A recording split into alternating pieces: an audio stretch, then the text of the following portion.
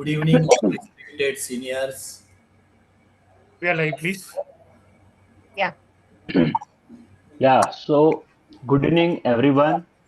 Good evening. Welcome Hello. first session of VOS Postgraduate Grand Rounds.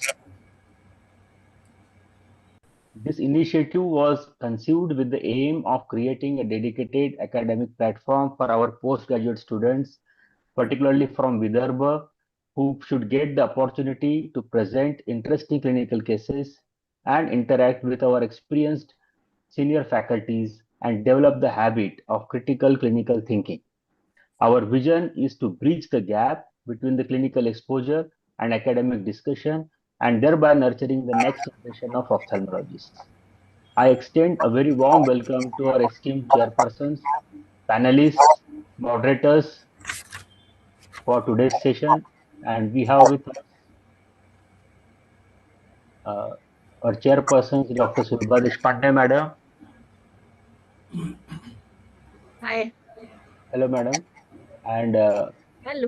Dr. Umesh Evanwar, sir, and our own Dr. Rekha Khandelwal, madam.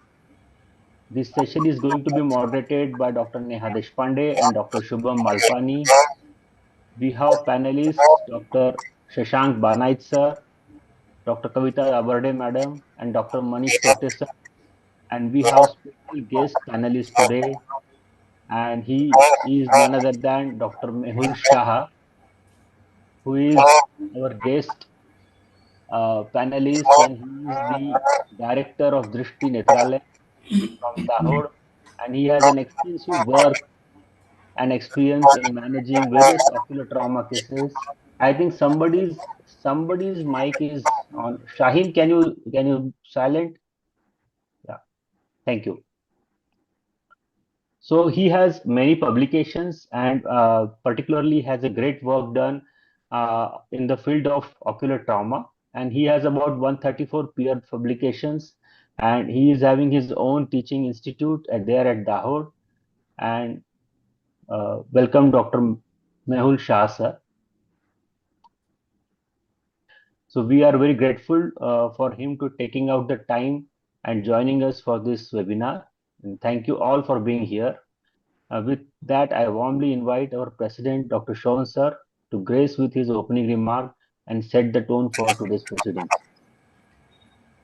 Good evening, all respected senior, distinguished faculties, members, colleagues, and dear friends. It gives me immense pleasure and pride as the president of Vidarbha Ophthalmic Society to welcome you all to today's Grand Round webinars. It's a unique project which we are starting this year now. Our society has always believed in the motto of learning together, sharing knowledge, and growing together. Webinars like these provides an excellent platform where experienced clinicians and young ophthalmologists come together to discuss challenging cases, innovative techniques, and recent advances in ophthalmology. I extend my heartfelt gratitude to our esteemed speakers, moderator, for sparing their valuable time and sharing their expertise with us. Thank you, Chairperson Dr. Sulba Deshpande ma'am. You are always there as a guide, as a teacher, as a mother for our society. So thanks Thank you. for Thank you. yes, ma'am. Dr. Umesh Revanwar sir, who is always a guide for us, and our own Rekha Khandelwar ma'am. She always support and giving us a hand behind us when we are going to start something new. I extend my heartfelt gratitude to our esteemed speakers and moderator again. It's being Dr. As a guest speaker, we have Dr. Mehul Shah. We have heard about him a lot, and thank you, sir, for being with us this webinar. And it's being an honor and privilege to be with us. Thank you, sir. I also thanks to all the participants from different districts and institutions and medical colleges, and another who have joined us today. Your enthusiasm and active participations are the driving force behind the success of each academic activities. Let us make this session interactive, thought-provoking, and beneficial for everyone. I encourage all the participants to encourage actively, ask questions, and take a maximum advantage for these opportunities. On behalf of entire VOS family, my chairman scientific committee, my secretary, then our esteemed members of scientific committee, Neha and other things. So we all welcome you all on behalf of VOS family, and once again welcome you all and wish you webinar a grand success. Thank you. Thank you very much. Thank you, sir, for your kind and encouraging words. So, without wasting further time, over to our moderators, Dr. Neha Deshpande and Dr. Shubham Malpani, to proceed with the scientific uh, session. I welcome you all again to VOS Grand Rounds, and we'll be having 3 talks of 10 minutes each, followed by a session of question and answers of 10 minutes each. Our first talk for the day is by Dr. Sahin Ahmed from Suraj Eye Institute. He will be speaking on traumatic choroidal rupture and under the mentorship of Dr. Sarak Lambert sir and Dr. Prabhat Nangia. Over to you, Sahin. You can start your talk and share your screen. Am I audible right now? Yes. Yeah. So my name is Dr. Sahin Ahmed. I'm from Suraj Eye Institute, Nagpur. First of all, my sincere gratitude to Vidarbha Ophthalmic Society for giving me this opportunity. So I'll be starting my case presentation of a case of choroidal tear where a patient was saved by a whisker.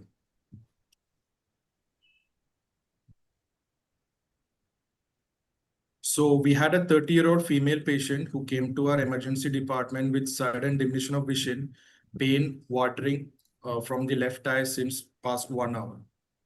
It was progressive in nature, and she started to develop. She described a central black spot in her visual field.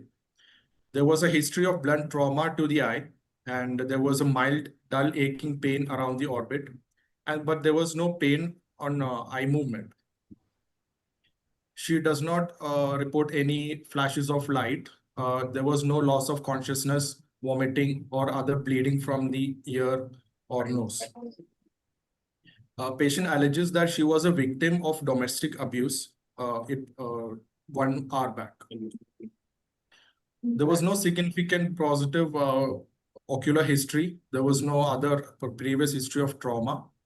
And her medical history was also unremarkable. She was not on any anticoagulants or other systemic medications. So based on just the history, we had these differentials where I divided them into the anterior segment, which can be traumatic uveitis, hyphema, lens subluxation, iridodialysis, scleral tear, orbital wall fracture, intraocular foreign body. And then from the posterior segment, it could be commotio retinae of the macula, traumatic macular hole, submacular hemorrhage, choroidal rupture, vitreous hemorrhage, or retinal dialysis. Now on clinical examination, she had a vision of 624 in her right eye, and with pinhole there was an improvement to 6.9. But her left eye, the vision was counting fingers close to face. And our other clinical examination of the right eye was within normal limits, and left eye there was mild ecchymosis and edema of the periorbital area. There was no deformity of the orbital rim or crepitations. Her left eye cornea was clear. Anterior chamber was deep and quiet. Iris color pattern was normal. Pupil was reactive to light. Lens, she is a phakic and it's clear lens, and her extraocular movements were full and free. Now, based on this, examination of the anterior chamber, we could find out all the anterior chamber differentials we could avoid, and we could concentrate now on the posterior segment, which could be commotio retinae, traumatic macular hole, submacular hemorrhage, choroidal rupture, dense vitreous hemorrhage, or retinal dialysis. Now, in the posterior segment examination of the right eye was unremarkable. In the left eye, the vitreous was clear. There was no signs of vitreous hemorrhage. The disc was normal with sharp pink margins. And the macula, we could see a choroidal tear with subretinal bleed. It was dark red, well circumscribed hemorrhage involving the foveal area, which was suggestive of choroidal rupture. Periphery, there was no retinal tears or detachments. This is the color fundus image of the retina, where we could see uh, a large bleed, which was subretinal, because we could see the vessels overlying the bleed, and there is a vertical, faint vertical line that is concentric with the disc, which points towards a choroidal tear. This is an OCT image showing the subretinal bleed, and below is an insert that I have put in to differentiate between fluid collection and blood. Over here, we could see if the fluid collection, it will be completely hyporeflective. But in our OCT, we could see a 100 microns of hyperreflective area below the photoreceptor layer and the retinal pigment epithelial layer, which more points towards subretinal bleed, collection of blood. Now, based on this, we could remove commotio retinae based on as it was bright red colored patch. So we could avoid commotio retinae. There was no hole in the OCT, so we can avoid, we can remove traumatic macular hole. And the vitreous was clear, and there was no retinal detachment in the periphery. So we could come to a conclusion that it was in the macular area, submacular area hemorrhage, and a choroidal rupture based on our color fundus imaging and OCT. Now, the reason why subretinal hemorrhage is very, we need to intervene really fast is because there are three main modes of action where this subretinal bleed can cause a problem for the patient. Within 6 hours, there's collection of blood which separates the retinal pigment epithelium from the photoreceptor layer, causing diminution of vision. And after 6 hours, there can be iron-mediated toxicity, which can cause toxicity towards the pigment epithelium and cause diminution of vision, further diminution of vision. And the fibrin clot forms within 7 days, which can cause shearing effect and cause diminution of vision. And more than 14 days, there can be fibrosis. Fibrosis can set in, causing permanent photoreceptor loss. Now, we decided to intervene this case immediately with pure SF6, that is sulfur hexafluoride injection intravitreally. Now, the gas works by, as it expands 2 times the amount that we inject by as nitrogen from the surrounding area and the blood will dissolve into the gas bubble than faster than how the SF6 gas is reabsorbed into the blood. So there can be a 2 times increase in the gas bubble, which will cause a tamponading effect on the over the hemorrhage, causing the dispersion and displacement of the bleed. As gas is buoyant, and we are advising a face down posture for the patient, it will cause the retinal pigment epithelium, the photoreceptor layer, to come in contact with the retinal pigment epithelium, re-establishing the contact and displacing the hemorrhage. And retinal pigment, the contact time, that is the gas will remain in the vitreous for 10 to 14 days, which is more than enough for the photoreceptor layer and the retinal pigment epithelium contact to be restored. So we did this procedure by first performing an anterior chamber paracentesis, where we had taken 0.15 ml of aqueous from the eye and injecting pure sulfur hexafluoride into the vitreous, that is 0.3 ml. 4 millimeters posterior to the limbus as the patient is faking in the infratemporal quadrant, and a reparacentesis was done. And immediately a prone positioning was advised for 16 hours for 7 days. This is a post-op OCT that we have conducted 1 week after the intravitreal pure SF6 injection was given. And patient immediately showed signs of improvement as the BCVA, the best corrected visual acuity in the affected eyes was improved. That is, the left eye was improved up to 612. Previously, it was counting fingers close to face at presentation. We can beautifully see how the bleed has been displaced inferiorly. This dotted line shows how the where the bleed was present initially.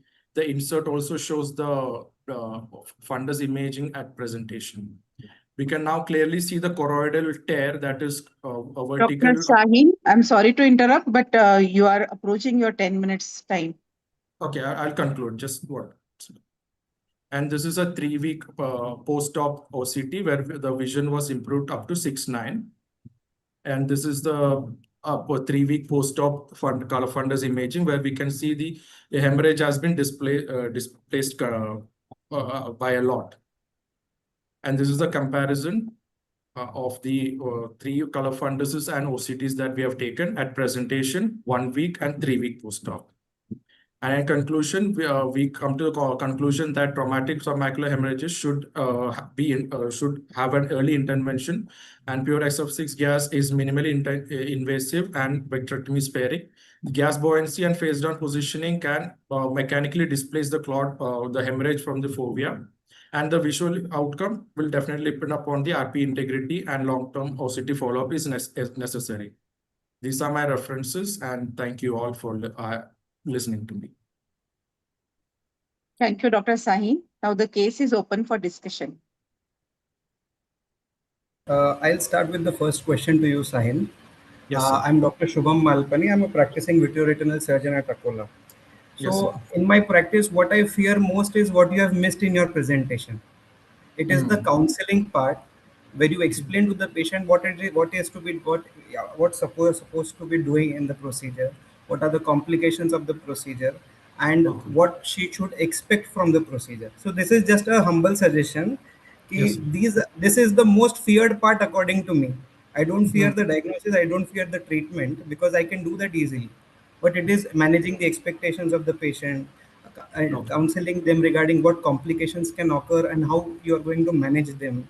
And also, if she may require a cataract surgery, or maybe there can be IOP related issues in immediate post-operative period, which are frequent with intraocular gas injections. So just a suggestion that this is the most important part. I did not see any slide on that. So and maybe sir. next time, Yes. counseling and what complications can occur is a very Yes. important part. Yes. Very, Can very well you please presented. stop sharing the screen so that we can see everybody? Okay. Okay. Yes, sir. Any other panelist, any other chairpersons, I respected would like chairperson? to add one thing, one more thing. Yes. For PG, I expect them to describe the injury because the type of injury makes a lot of difference in differentiating from the history itself. Was it a blunt trauma? Was it a more focused trauma? With which she was hit? Was it fist or was it with some small objects? Because such type of coronary tears are more common with more focused small objects hitting the eye. That is first thing. And second thing, whenever small objects are hitting the eye, you also need to rule out some anterior chamber issues like gonioscopy and ruling out the angle recessions. I think that's Yes. all I wanted to add. I think now the panelist, I think there are few questions in my mind which definitely come in this with this case. I would like to ask all the panelists as well as chairperson that what different you would have done in this case rather than just a pneumatic displacement of the uh, hemorrhage, subretinal hemorrhage. And second, the role of anti-VEGFs in this case. Let's ask Mehul Shah to. Uh, Wonderful presentation, Shaheen. Thank you, sir. Uh, I think first we should start that it was a case of domestic violence, as Dr. Yes.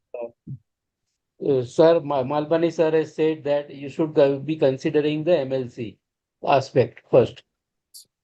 Number two, we need to check all 7 rings for everything before establishing diagnosis. And as already he has said that there are many long-term implications of this closed globe contusion. Rather than blunt trauma, there is no word like blunt trauma, it is a closed globe contusion. Closed globe contusion, you must make patient aware about the secondary glaucoma and angle recession. Then a choroidal rupture can lead to lacquer cracks.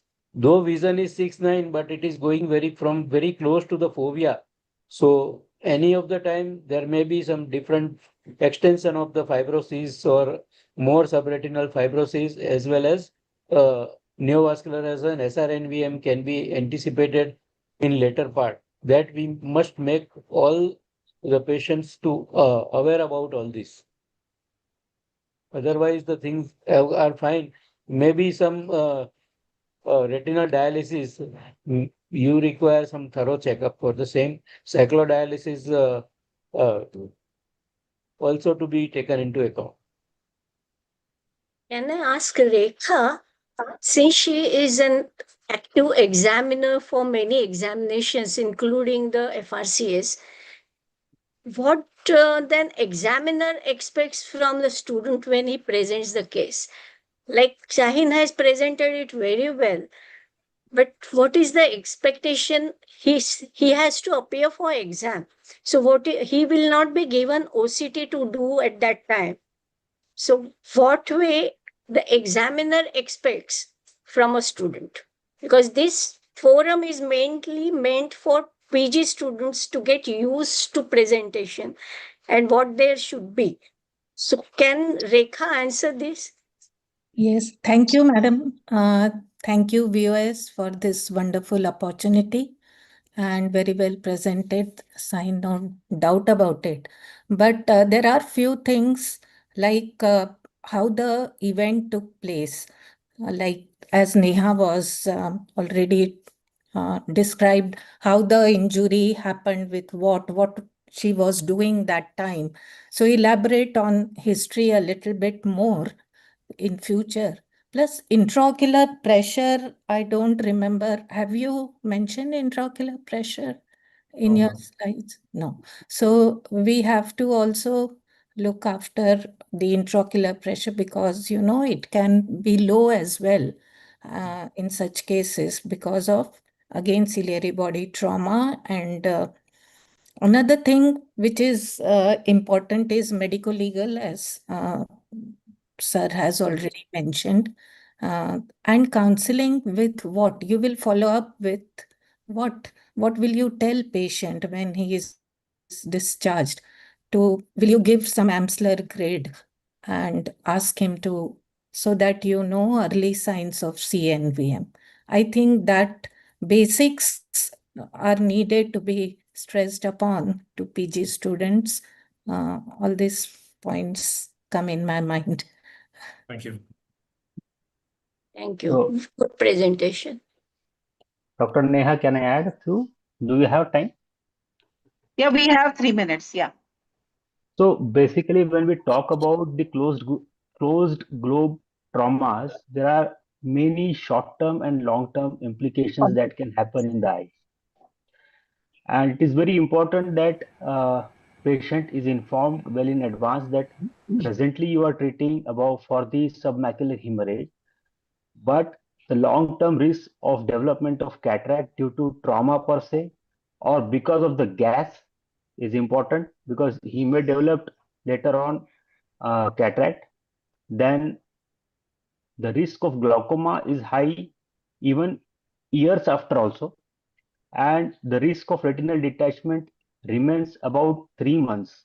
So a good peripheral retinal examination, gonioscopy and IOP examination on every follow-up is mandatory for these patients. Dr. Neha, can Yes, I sir. say something? Yeah, yeah. Yeah.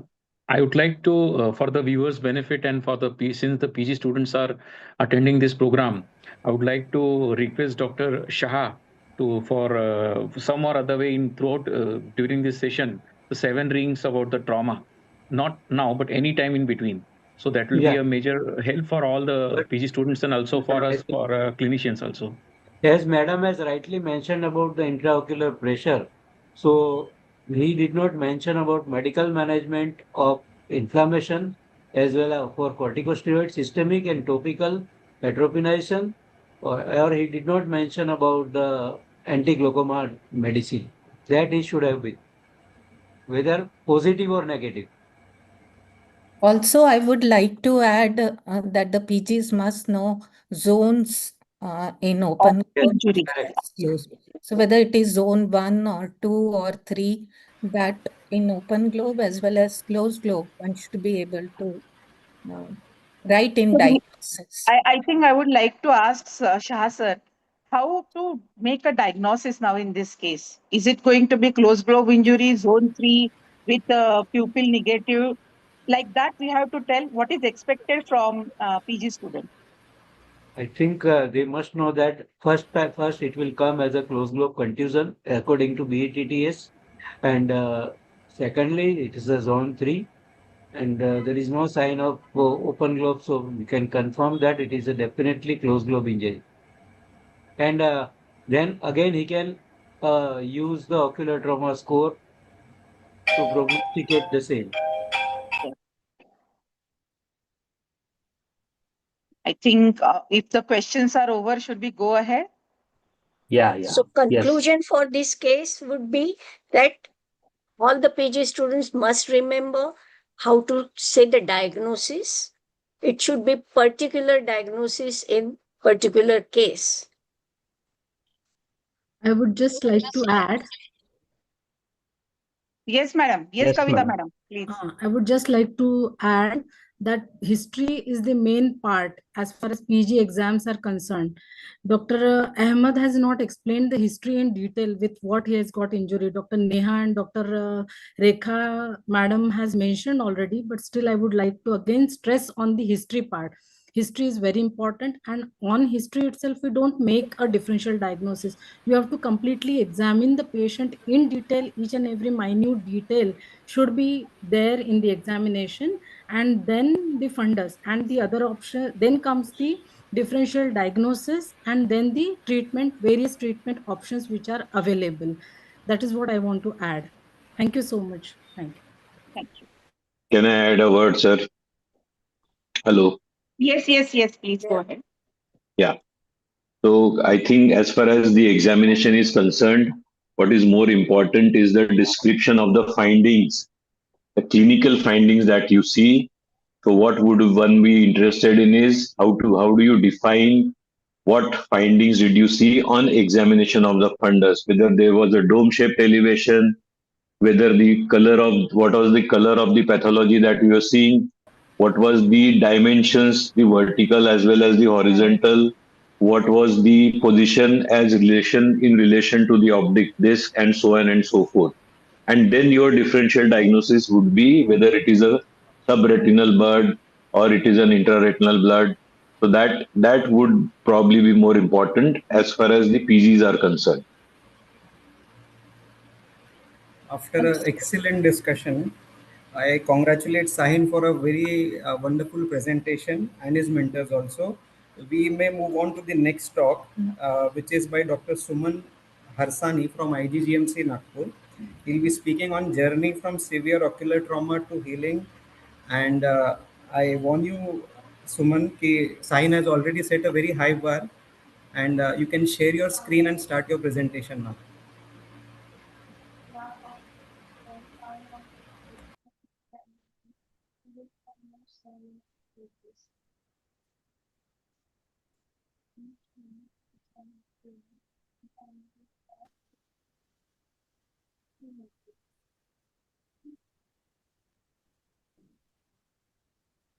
Please unmute yourself.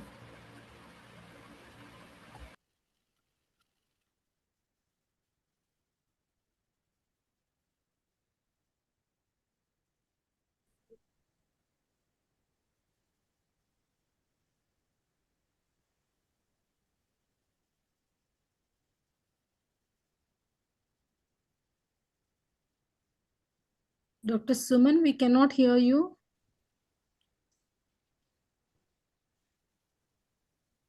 I think what is happening here is I am getting more screen time.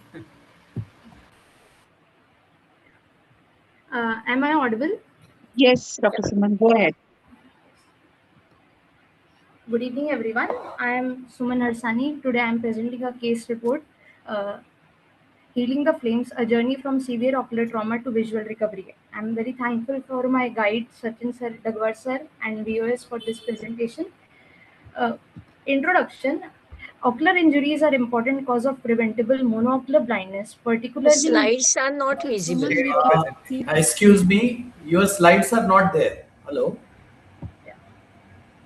Yeah, please share your slide deck. Dr. Suman, your slides are not there.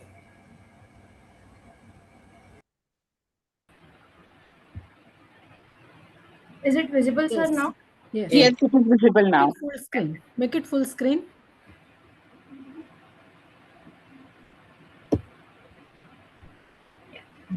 Ocular injuries are important cause of preventable monocular blindness, particularly in young adults and children. The ocular injuries happen most commonly in working young adults, so it is very important to address this blindness. They may result from blunt or penetrating trauma as well as from chemical, thermal, or radiation exposure. Because of the eye's delicate anatomy, even minor injuries can lead to serious complications such as corneal scarring, glaucoma, or retinal detachment. Early recognition, accurate diagnosis, prompt management are essential to prevent the blindness. We had a 16-year-old male student presented to casualty with alleged history of firecracker injury in front of his left eye, half an hour back, with complaint of sudden painful diminution of vision in left eye. He didn't have any history of head trauma, ENT bleed, unconsciousness, convulsion. There was no history of trauma to any other parts of the body. Past history, he didn't have any ocular trauma or surgery in past, no history of systemic illness. He was conscious, oriented to time, place, and person. He was vitally stable. Systemic examination was within normal limit. This was the images at the time of presentation. The first image shows the limbal ischemia, and the second image shows the subconjunctival hemorrhage. We can also appreciate the limbal ischemia here. He had total epithelial defect with ground glass opacification with multiple foreign bodies embedded in it. The ocular examination, his right eye was completely within normal limit. His vision was 6/6. His anterior segment and posterior segment was within normal limit in right eye. Left eye, his vision was finger counting close to face. Projection of rays was accurate. Near vision, color vision couldn't be assessed. There was lid edema, superficial skin burn, singeing of eyelashes, subconjunctival hemorrhage temporally from 1 o'clock to 4 o'clock with limbal ischemia from 11 o'clock to 3 o'clock. Soot particles were present in corneal conjunctiva. Cornea, there was total epithelial defect with ground glass opacification with multiple foreign bodies embedded in it. Anterior chamber depth, as seen inferiorly, it appears to be normal. The iris was normal as seen inferiorly. In pupil consensual, in other eye, the consensual right reflex was present. His lens was not commentable. IOP was digitally checked initially, and it was within digitally it was felt normal. Fundus, no glow was seen, and we couldn't find the posterior segment. We couldn't see the posterior segment. X-ray orbit was done to rule out any intraocular foreign body or fractures, and we ultimately made a diagnosis of right eye within normal limit. In left eye, grade 3 chemical injury, secondary to firecracker injury with total epithelial defect with multiple embedded corneal foreign bodies. Initially, the management was done. Thorough conjunctival wash was given with BSS for 20 to 30 minutes with 1.5 to 2 liters. Uh, Steroids were started. Moxifloxacin antibiotics were started with a frequency of 6 times a day. Eye ointment, atropine 1% TDS. Eye ointment, lateral PF, we started hydroxyl propyl methyl cellulose. Fitness was surgery was taken, and we posted him for amniotic membrane transplantation under local anesthesia under very guarded visual prognosis. These intraoperatively we placed amniotic membrane. We didn't had pictures of that. Intraoperatively we placed amniotic membrane from lid to lid, and the stromal side was faced towards the cornea. These are his post-operative outcomes: first week, 4th week, 6th week, 8th week, 12th week, and 16th week. The 4th month follow-up patient was doing very well. His visual acuity was 636 with pinhole 680. Best corrected with -1.5 sphere, 69 parts. The conjunctiva had symblepharon superior temporally, exactly where we find the soot particles. Cornea showed multiple nebulomacular corneal grade opacification with foreign bodies. Anterior chamber depth was normal. Fundus was within normal limit. The management we continued. We stopped steroid initially, but later on we started to have steroids, and eye ointment hydroxypropyl methyl cellulose 6 times a day. Glass rodding was continued, and patient was followed up till 4 months. Discussion: early intervention in firecracker injuries and ocular trauma is crucial to prevent the irreversible vision loss. Prompt irrigation, surgical management minimize the tissue damage. Amniotic membrane transplantation facilitates the rapid epithelial healing, reduce inflammation, and it restores the ocular surface. Amniotic membrane transplantation prevent the complications such as symblepharon, limbal stem cell deficiency, corneal perforation, scarring, and vascularization. Conclusion: the firecracker induced ocular trauma is preventable cause of vision loss. We should always educate the young children to wear glasses every time when they are burning firecrackers. In this case, we had thermal as well as chemical injuries. Prompt irrigation and early management is very important and it has very important role in prognosis. In severe chemical injuries, amniotic membrane transplantation or stem cell transplantation facilitates the healing, restores the ocular surface, improve the visual prognosis, and it emphasizes how important is to intervene it early. The take home message is that we have to always look for 4 I's and 2 E's. 4 I's includes irrigation. We have to irrigate any ocular surface with chemical injury. We can even use tap water if nothing is available. We can best is diphoterin because it neutralizes acid as well as alkali. We should always look for limbal ischemia, and we should always grade it and treat it accordingly. We have to look for intraocular pressure, whether it is low or it is high. If it is low, we have to start him on systemic steroid. If it is high, we have to start him on anti-glaucoma medication. For inflammation, we have to treat it initially for 7 days. We have to treat inflammation. We have to start steroids irrespective of epithelial damage, because if we start him on steroid, the inflammation will be less and the fibrosis will be less, and after 7 days we have to taper the steroids to have the because it can increase the chances of stromal melting. We have to look for the epithelial defect and exposure. We have to irrigate it as much as possible, and if the epithelial defect is large, we can also go for tarsography. Thank you. These are my references. Dr. Simon, Thanks. it was good presentation and it was in time. I think the case is open for discussion. It's a very good presentation covering all the points. How long you should be following these patients and the type of chemical, whether it was an acid or alkaline.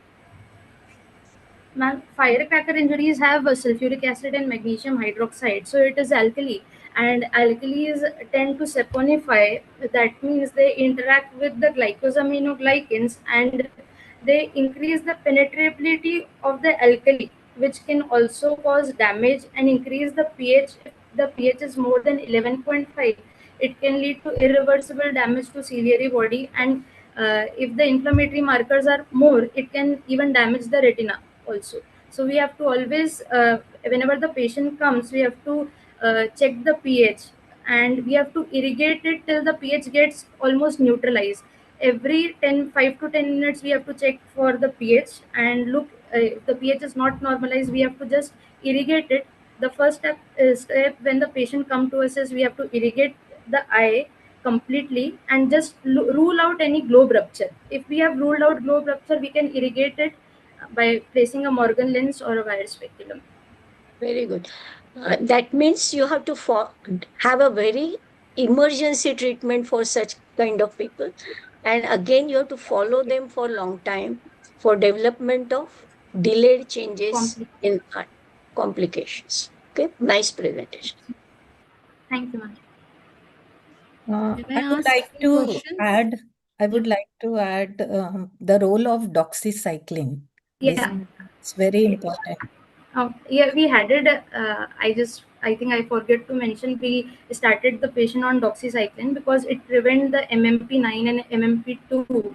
So these are matrix metalloproteinases which inhibit the collagenases and it prevents further stromal melting.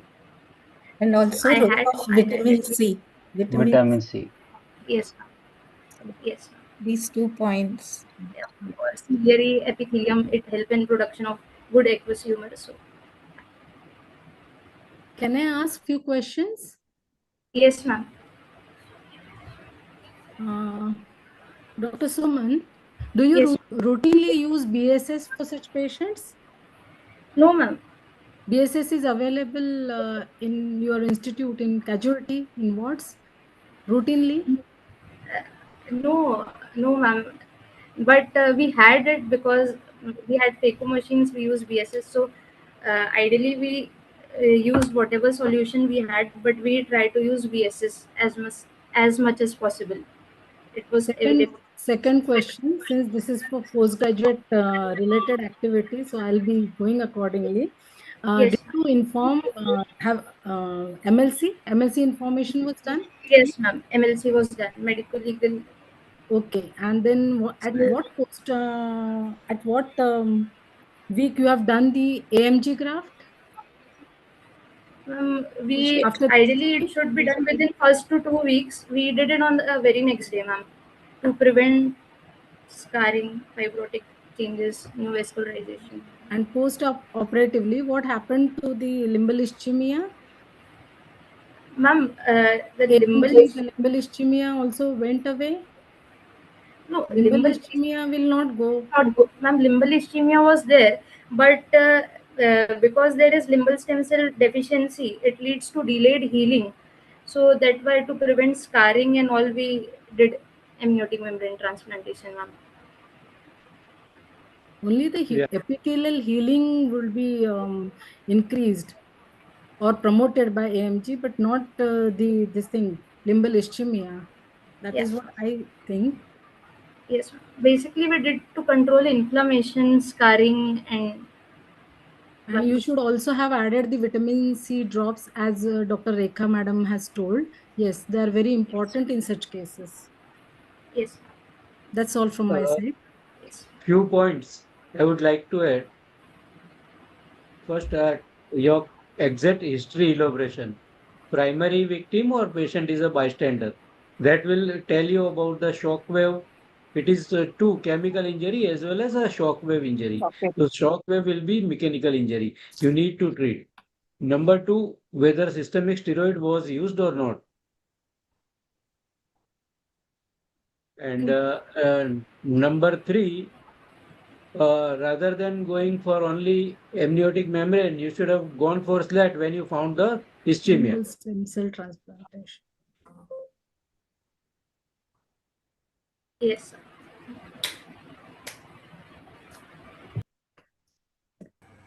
So Anyone else from panelist? I think Rekha madam, I think she wanted to comment on something. Dr. Rekha madam? Yeah, the same point, whether the patient was bystander or whether he was burning the firecracker, because that will differentiate the gravity of injury. And whether B scan was done afterwards, because you did X-ray, I think, and there were multiple foreign bodies, you said. So whether Yes, you did B scan to know the posterior segment. yes.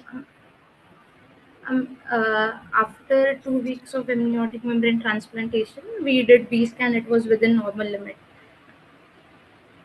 So patient was burning or he was a bystander? And he was burning, ma'am. He was just there was a gun in his hand, and he was just looking at it whether why it is not working. So he just took it in front of his face and it got burned. Even recently, we have been facing similar situations with this carbide gun. Yeah, that is what I'm going to talk about. We are from the area where public are using this gun powder and that gun for harvesting and all. So these are very common thing is that, and as sir said that whether he is a bystander, because few of them are using that gun directly like this. Just you can imagine that carbamide powder they used to put and they used to start that, so that injury is very hazardous for everything. So apart from that, the counseling part is also there, and we are going to do this counseling part in us also, like how why to prevent, how to prevent this cracked burn, and even the carbamide gun for harvesting and all. So this is going to happen. Dr. Yeah, Shah, ma'am. sir, your experience with carbide gun injuries? I think carbide gun injuries were increased during last year, and I think most of the incidents were reported from Madhya Pradesh. And we did not receive many injuries, but we have one joint publication with Dr. Purendra Basin regarding this. Nice presentation, Dr. Suman. You can stop I have sharing your one doubt, screen. sir. I have one Can I doubt. ask, may I say something, sir? Hello. Yes, sir. Yes, sir. Since this is a PG activity, can I ask Suman about Procera? She has read anything? Yes, Prokeras, like they are available as Prokera, Prokera Plus, uh, Enostat. So basically, they are kind of a banded contact lens. We can place in the OPD basis as well. And Prokera Plus, it has multi-layered amniotic membrane. So they are self-sealing. We do not have to suture them, or we do not That's have to what. stick them with So glue. nowadays it is coming as a sutureless amniotic membrane in a contact lenses. It is not Yes. available yet in the India, but probably it will, but since you're a PG student, even extra your external may ask this. So you Yes. should be aware of this. Okay. Yes. Thank you, Nice sir. presentation. Dr. It's Suman, nice. somewhere in your presentation, you mentioned that the patient's visual acuity post-operatively improved with minus 1.5 to 612 or 618 something. What is the reason for that? Because of the opacification, the nebulomacular opacities, it was not leukomatous opacities. No, this is not correlating with the finding post of finding whatever the is having. If there are nebulomacular grade opacities in the cornea, why would the patient improve with minus 1.5 to 6 by 18 or 6? There is something else, some other reason. So, That's We, yes. so I'll just put three points. One is like you have to do the double eversion in these patients of the leads and look for the any particulate matter for cleaning. That is very important. And your copious irrigation should be done even before a detailed examination. Like you do a copious irrigation before, and then you assess for the limbal scheme. And I don't know, I mean, Rekha madam can say, but when we appeared for FRCS back then, the favorite question used to be the Roper Hall classification. Proper has Yeah, so you classification. have to grade the chemical injury as per the Roper Hall. Proper Hall classification. Yeah. And there may be discussion about the long-term sequela of the chemical burns. Yeah. And currently, more in use the Shankarnatralaya chemical burns classification. With Dr. Great. Radhika.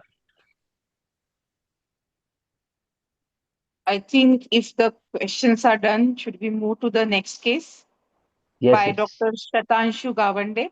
Sorry, Shantanu Gawande. Shantanu. Yes, Dr. ma'am. Shantanu? Yeah.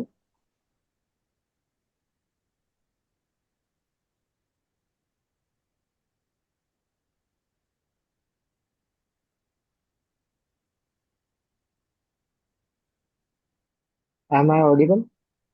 Yes, you are. Yes, Yeah. yes. Uh, Good evening, everyone.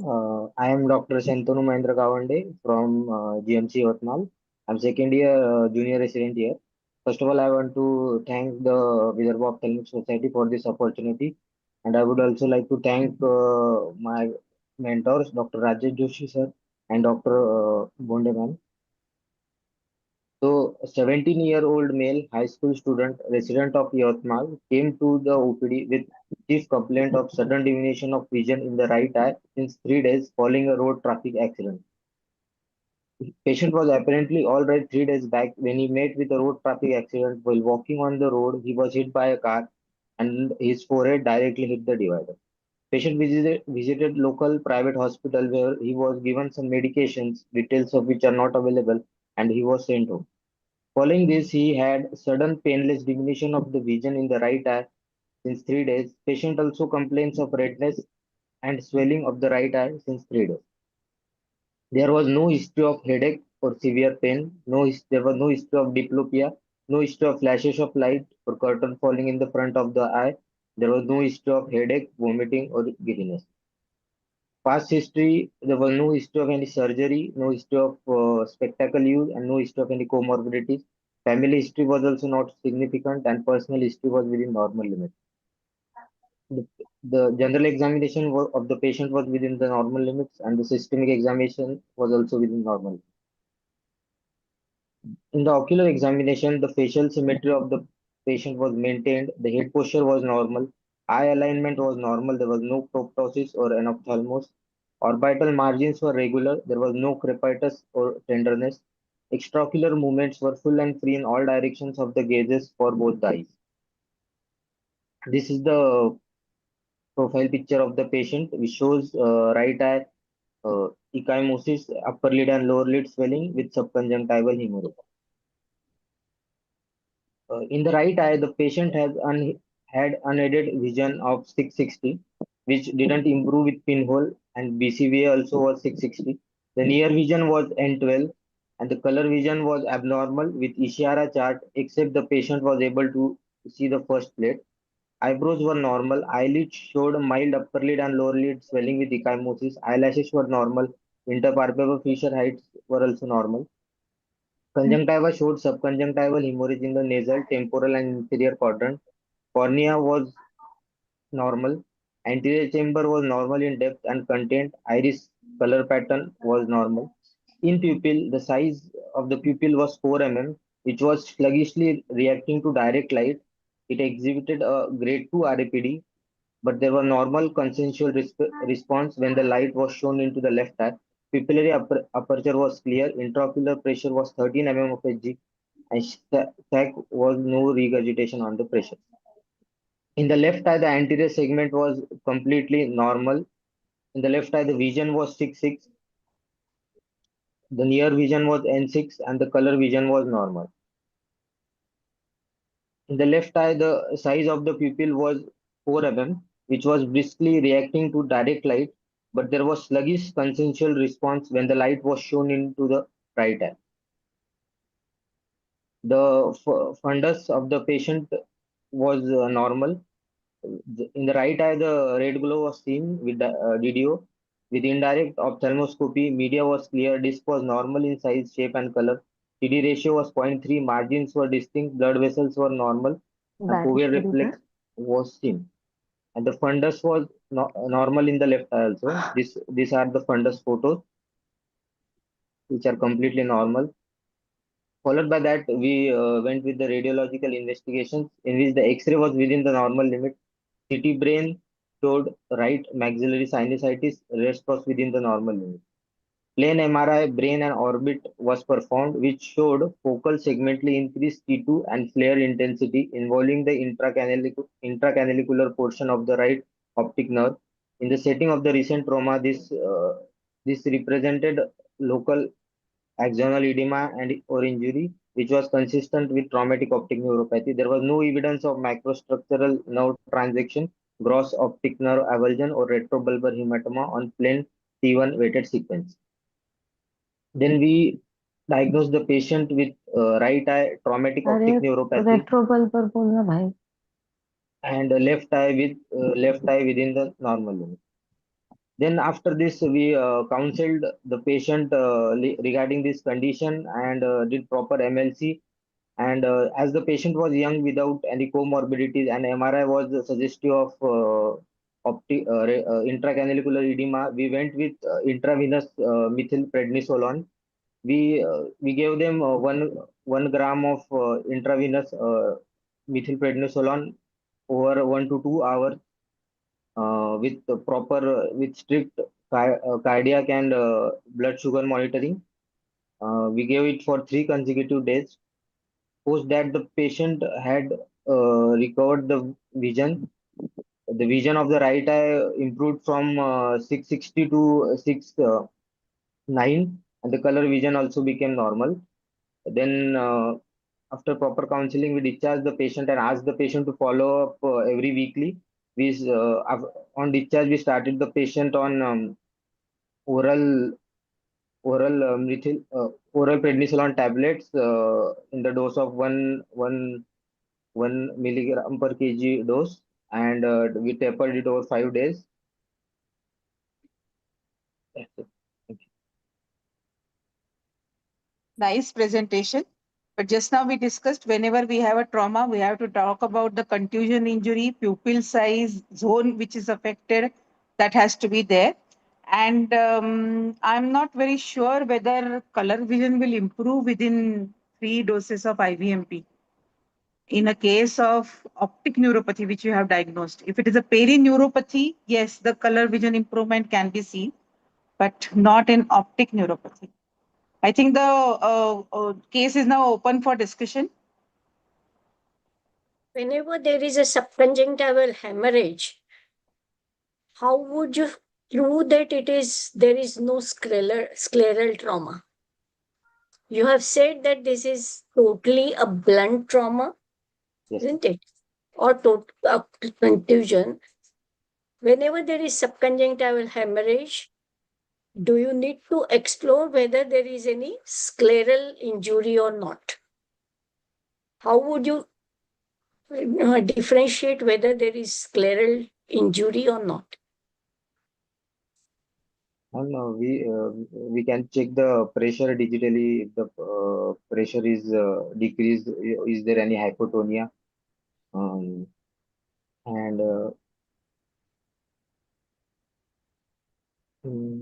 we will examine the sclera thoroughly. Very well. You have done MRI and you have done Yes, so. yes. You can see on Yeah, ocular structures whether there are any trauma, because you have to rule out yes. that there In is CT no scan blunt trauma was causing the perforating injury or penetrating. That can be a posterior sclera. He had a road traffic accident, so it can be posterior scleral rupture also, depending upon the inertia during the trauma.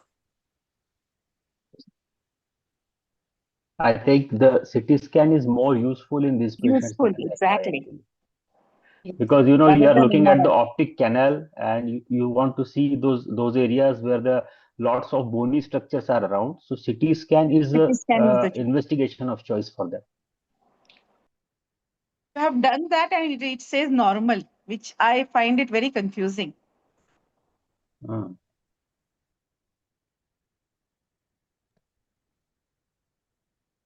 Just to add, he has made a minor mistake when the visual acuity in the other eye is 6/6. As a postgraduate, he has taken visual acuity with pinhole, and there is no need to take, when the vision is already 6/6, no need to take visual acuity with pinhole, and he's mentioned it to 6/6. That is a minor mistake. So PGs must be careful about it, because examiners tend to pick up these points, these little points. Okay. Just Oh, one same way question, here. Mhm. Shantanu. If the patient does not improve with IVMP, what will be a further line of action? We will counsel the patient in the means, and I will ask the patient to follow up regularly. No, he's following up. He's not improving. He has not improved with IVMP. What next?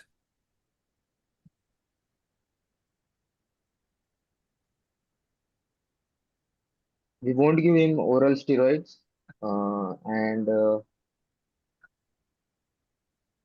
I mean to ask, any surgical intervention you will consider? yes, sir, optic nerve decompression. If if there are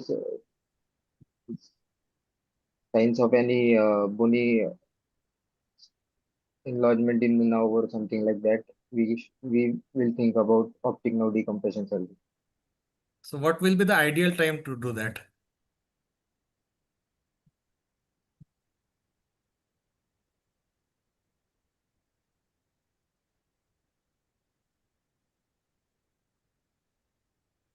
Anyway, nice presentation. Dr. Shantanu, what would be Yes, the yes, ma'am. findings in a case of optic nerve avulsion, if at all it is there? There would be on the fundus there will be a peripapillary hemorrhage in the optic nerve avulsion. Around the optic What disc will be there the will be color of the disc? What will be the color if there is an avulsion of the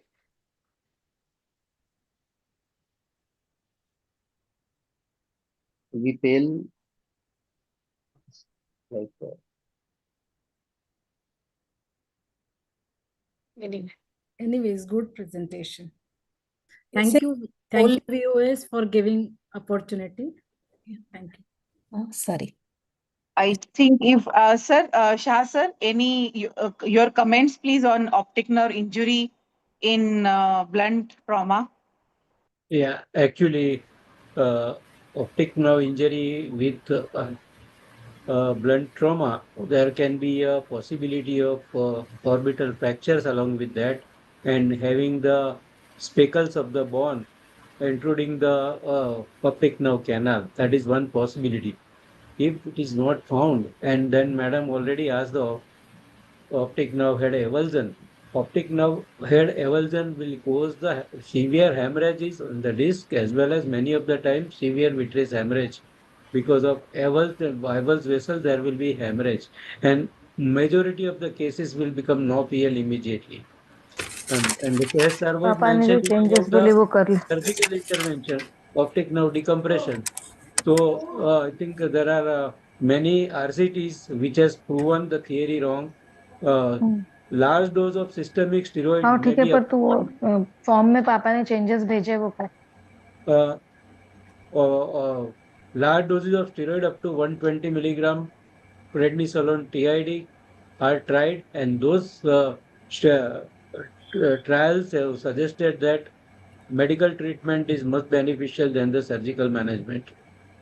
And in case of surgical management, there is endoscopic intervention, transnasal endoscopic intervention, going right up to the optic nerve canal and removing that plaque and clearing the vascular supply has proven surgical success for visual recovery. Dr. Shantanu, yes. since this is a case of optic neuritis, do you think it is important to go for a MOG, myelin oligodendrocyte glycoprotein test? Since this is a case of optic neuritis, probably the trauma is mild and the patient has got optic neuritis of autoimmune type. Yes, sir. You should have done MOG, I guess, because that is Yes, not a sir. very expensive test since you have gone for a CT scan. And the trauma was many not times it happens in a available for clinical फालतू practice. की The गोष्ट trauma is just a mere factor, and then the तुम्हारा patient चाहिए says, photo में है ना तुम्हारे इसमें so MOG, दे इधर it will be helpful, I think. Yes.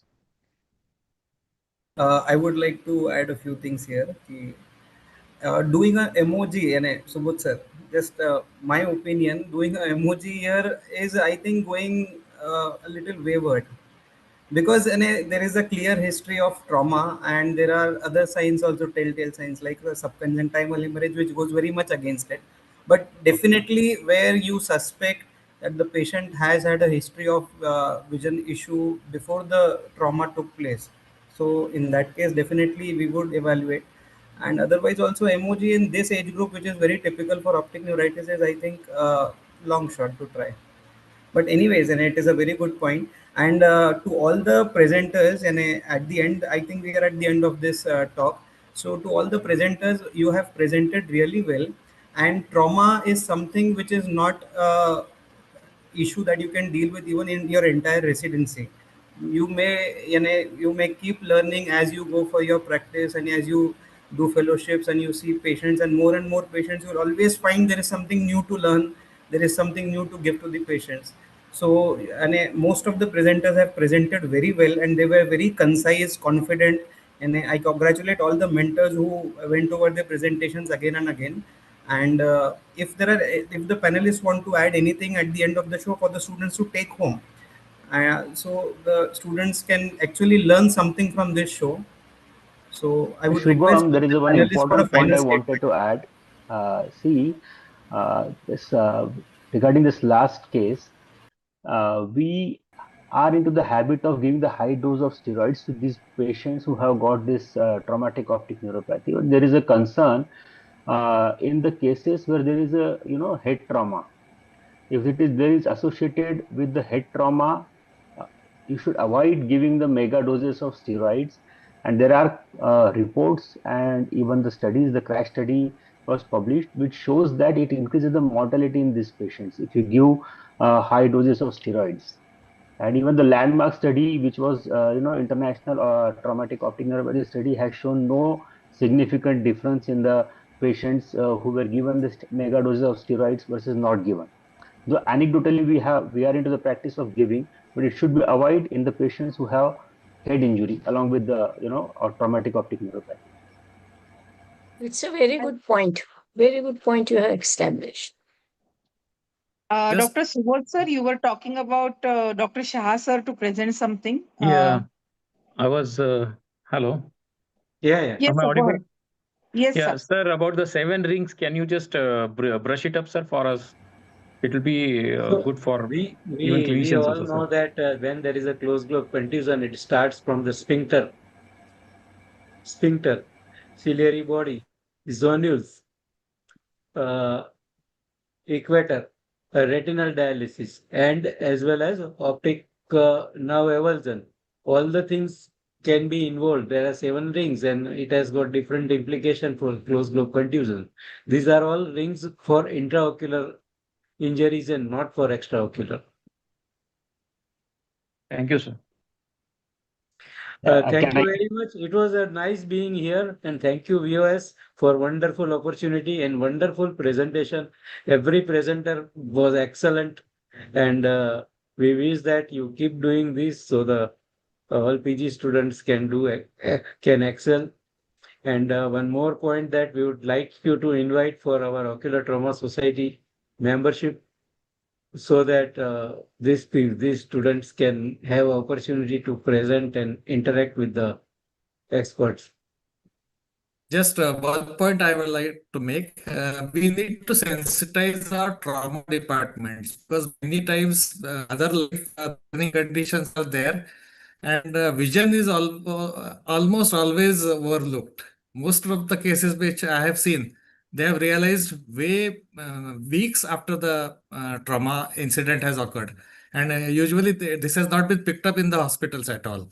So can we do something about sensitization of our trauma departments?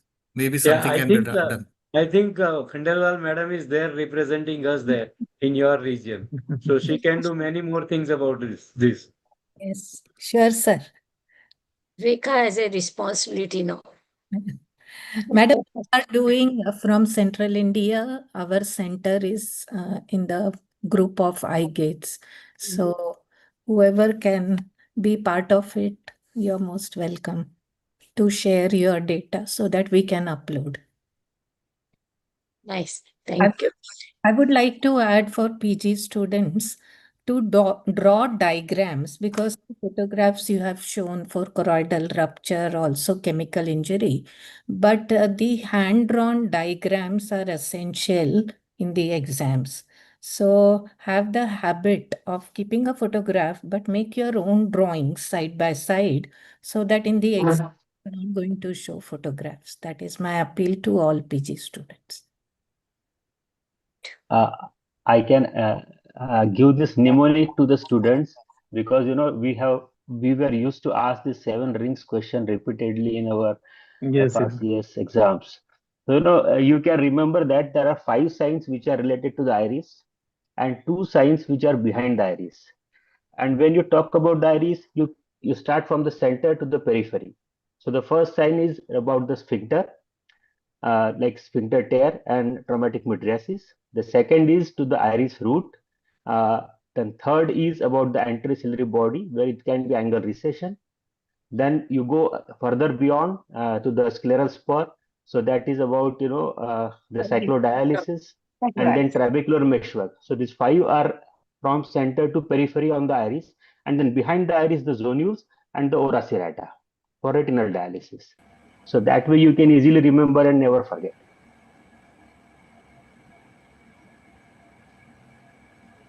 Yes, sir. So today it is sum up that we all had a good viva. So Yes, sir. we learn a lot, and the most Thanks a senior lot. one is Thank you. Sulba Deshpande ma'am, and the most senior one, and again Manish Tote and Dr. Kavita. Thank you for being everything, and Dr. Banaik sir as a panelist. It's really great to have you all here. Thanks a lot. Thanks. Keep Thank it on. Yes, ma'am. I really Thank enjoyed you. Thank you. enjoy. Wonderful. Actually, nice. Thank you, madam. Okay, thank you all. I would like to congratulate Dr. Neha because she remembered at the end of the session that Dr. Subodh wanted to ask something. That's really great, Dr. Neha. Keep it up. Right. Yeah, very attentive. Because this is So, viva, no teachers should not say anything afterwards. We have to pass this. yes. So So, this is what we can say, Guru Samvad. Actually, we want to make this theme of this session is Guru Samvad, but somehow yes. it turned up to be like this. So it was really on the sir. Yeah, Can I say the word of thanks, sir? yeah. Yes, sir. Please President, go. sir. Yeah, So yeah. on behalf of US team, I would like to thank from bottom of our heart to all the chairpersons, Dr. Sulabha Deshpande madam for her valuable time, Dr. Umesh Ravanvarsad, though he was absent, but he had added his name. Then Dr. Rekha Khandelwal ma'am for her very important inputs. Then moderators, Dr. Neha Deshpande and Shubham Malpani for conducting such a nice program. I wish they should have a discussion on television also. They have conducted so nicely, Shubham and Neha. Very nice. Then panelist Dr. Mehul, we had a great opportunity to learn from him about the ocular trauma. It was really brushing up for our clinicians also. Then Dr. Kavita Dabade madam, Shashank Banait sir, and Manish Tote sir for their valuable inputs. Also, the presenters were excellent. Dr. Shaheen Ahmed, Dr. Suman Harsani, and Dr. Shantanu Kavande for a wonderful presentation. I wish we in our PG days would have such a wonderful presentations in those days. I still remember we had very firing from the externals and our HODs. We used to shiver a lot. Even today, Dr. Shon sir would agree with me that we were feeling as if we are facing the externals or Yeah, the very internals true. during our exams. So it was wonderful to be part of it. Then also we would like to thank mentors, Dr. Sarang Lambert, Dr. Prabhat Nangia. Also, Prabhat Nangia, I had seen him losing his weight. I wished him to see more to have some inspiration for our weight loss too. Then Dr. Rahul Dagwar, Dr. Sachin Agrawal, Dr. Rajesh Joshi sir, and ever helping our own My City, Dr. Sneha Bonde ma'am. And above all, our scientific chairperson, Dr. Rahul Tiwari, for wonderfully arranging this program. We also would like to, me and Dr. Shon Chincholi would like to request you that we would also have to have a journal club also, so that the PG students will have little bit of reading and also presenting in front of us little bit of advances which are going to come in future. So with this, I would like to, with the permission of our president, Dr. Shon Chinchole sir, And I would like to. Entod also. Yeah, Entod. sorry to. I'm extremely sorry. Also, I would like to thank and Todd for conducting this session, and also we expect more sessions from them. Thank you, ma'am. And again, thanking Thank you. Dr. Thank you. Sulva, madam. Thank you, Thank you. ma'am, for available time. Subodh sir. Thank you, Thank you. everyone. Yes. It was Thank you. wonderful. Bye. Good Thanks, Actually, night. everybody. Prabhat was Thanks a my lot. batchmate in GMC, and if Yes. he's losing weight, we are losing the teddy bear of our batch. Nice one, sir. Nice He was one. such a cute guy, and he was the sweetest person I know, and I have passed a few exams just because of him. Great. But losing weight will not make him less sweet. So next section for viewers will be how to keep yourself healthy. Yeah, we really need that. Yeah. I'll have to skip then, I think. No, Shon sir, you are a role model for us for that, because I have seen you losing such a weight and putting such a nice exercise in front of us.